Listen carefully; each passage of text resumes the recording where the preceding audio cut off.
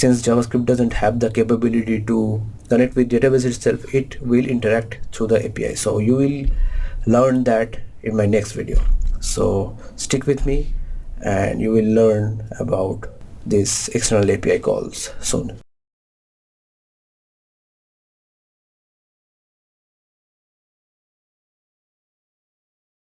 In this video, I'm not going to do any code in this time. I'm going to talk about the next thing, what I'm going to do. So our CRUD operation with vanilla JavaScript had been done. But let me tell you what we have done so far, that whenever we were creating any user, when we were showing that user on the list, and even when we were deleting, we were editing or updating the user details, what we were doing, we were doing some operation over arrays. Okay, we were removing one array elements, we were updating one array element with the help of that ID. We have been pushing all different objects in each and every array positions. So we have been creating our user list, right? And you may notice that whenever I was refreshing the page, the entire data was getting deleted, right? It means we were clearing the entire data or view from the web application itself, right?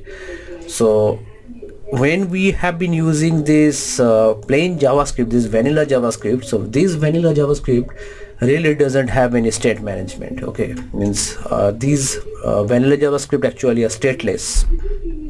Okay, so in order to maintain the state, if we want to hold the data, if we want to transfer the data, or if we want to save the data anywhere, we need some help of some external libraries or database, right? So in that case, when we save the data into database, we take Oracle, MongoDB, MySQL. So we take help of these databases. So those might be SQL or NoSQL.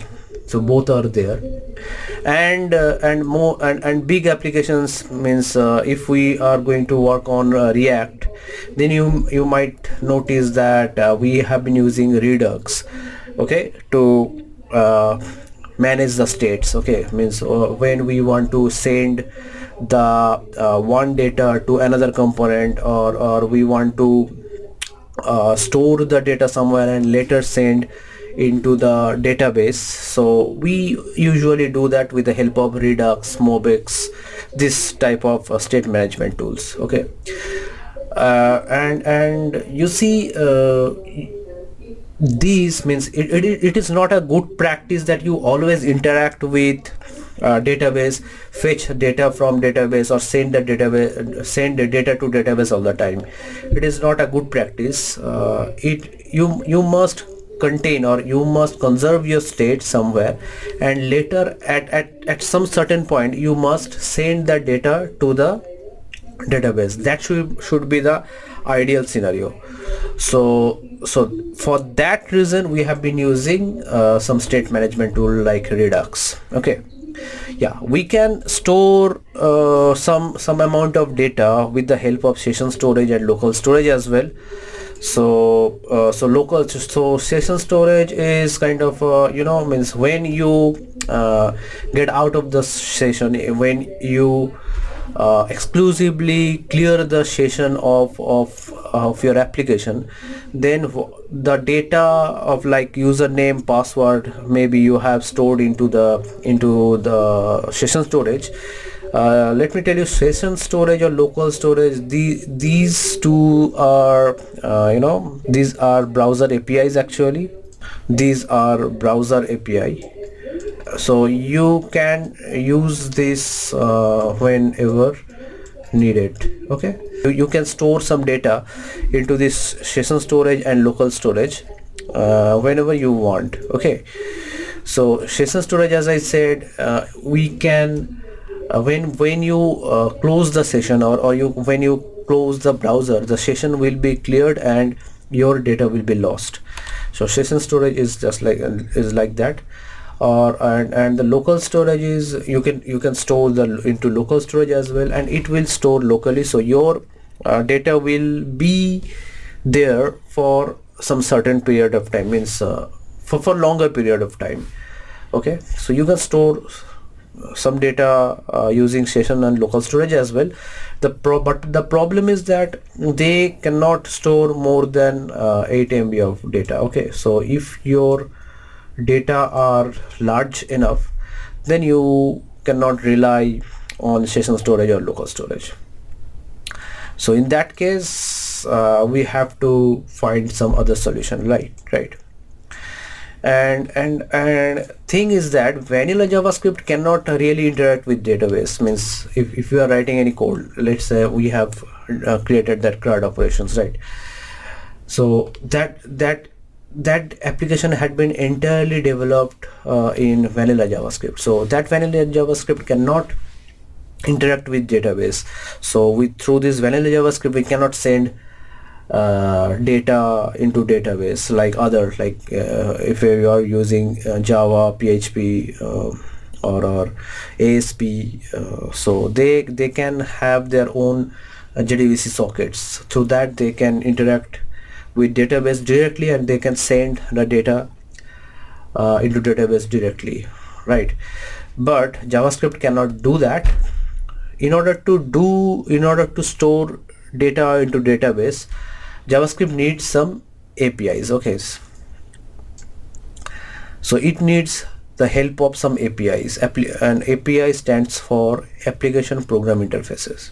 Okay, so these are some codes. Actually these are it is not a different technology. We have already some codes in places, like we can build API in Java, we can build API in ASP, we can build API in PHP, even we can create API in JavaScript. Okay, Node.js had been developed. So Node.js it has been developed over the V8 engine of Google Chrome. Okay, so it has the capability to run JavaScript code without the help of any browser.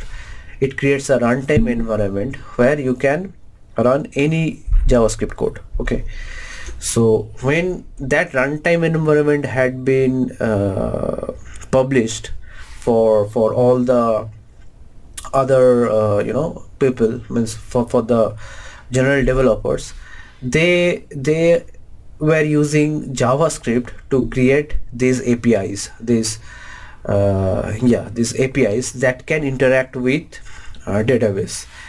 So through this JavaScript API, what we can do, we have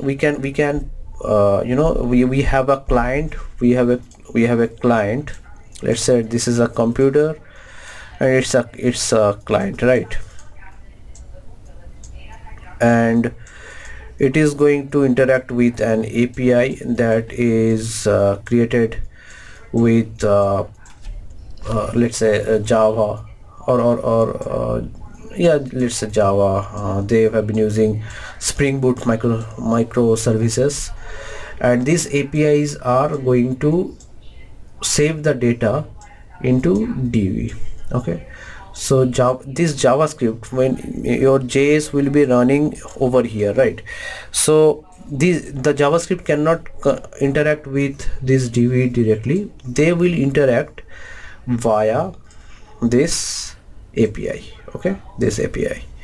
So this way we can store data into a database.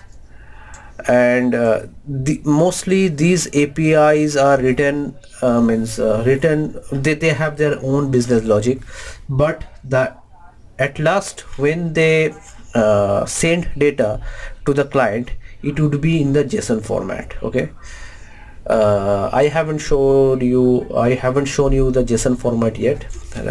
I will show it into the next video actually, because when we are going to work with that Ajax request, then you will get to know about the JSON a bit. there. Okay, so what happened, so these APIs, this Java or JavaScript or ASP, these APIs are written in such a way that it will send in client or the JSON format. Okay, JSON format, that is a means JSON stand for JavaScript object notion. So it's a part of a JSON, is a part of a JavaScript. Okay, so JavaScript can handle JSON very well. So it's kind of a key value pair. I have shown you the object, right? So JSON data looks like kind of a object itself. Okay, it's, you can find similarities between object and JSON. Okay, they both have a key value pair, and you have a colon and it's a value, just like that. We have created object like this, right? So JSON data is almost like this. So they are very, means since object is similar, like the structure of an object is similar to a JSON, so we can map a JSON data with an object very easily. So what happened, this JSON, so JavaScript can read and or work with this JSON very well, and they do lots of very operations with it. And just I'm giving you a heads up that these APIs has some HTTP method. These are called actually RESTful APIs, and these RESTful APIs operates or works on this HTTP protocol. Okay, so these HTTP protocols work on, they have some methods like get, okay, post, put, delete. So there are this kind of protocols are there, methods are available already. So we are going to interact with these APIs, these RESTful APIs, through this protocol. Okay, through these protocols, and we are going to send and receive data through this HTTP protocols. And since we are calling a network, right, we are calling a network, so that network might be your client is in India and you are calling some certain service that is deployed at US. Okay, so it might happen that your internet connection is not that fast. So when you are requesting some data from that US server, it might return data with some delay. Okay, the response comes after 2 or 3 seconds. So JavaScript is not designed to stay there. Okay, means JavaScript is single threaded and a synchronous synchronous type of structure JavaScript has. So what happened, so when you write codes, it executes one by one. So if there are some delays with your calls, this post or get calls, JavaScript won't stop there. Okay, it will continue its execution, the code execution, right? Because JavaScript is single thread, it cannot create other thread like Java does. So then it comes the async operations. Okay, we need to write async codes to get those data. Async means you can create another thread. Okay, you can wait for the HTTP call to finish, then only you are going to do some certain task. Okay, that means your all the other code will execute, or maybe you are just stopping your execution over there.